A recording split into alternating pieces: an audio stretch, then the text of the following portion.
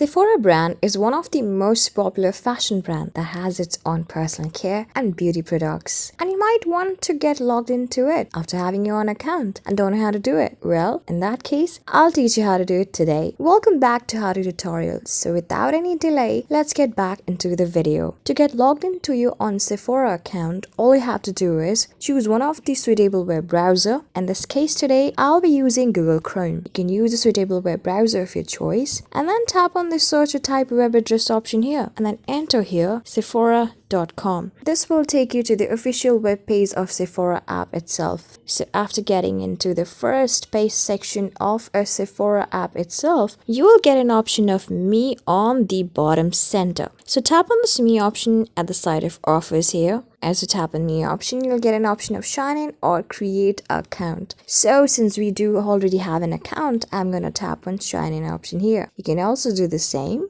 So now you need to enter your email address and then your password. So tap on email address.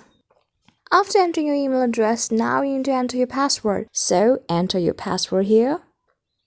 After you've done it, scroll down and then tap on Sign in option.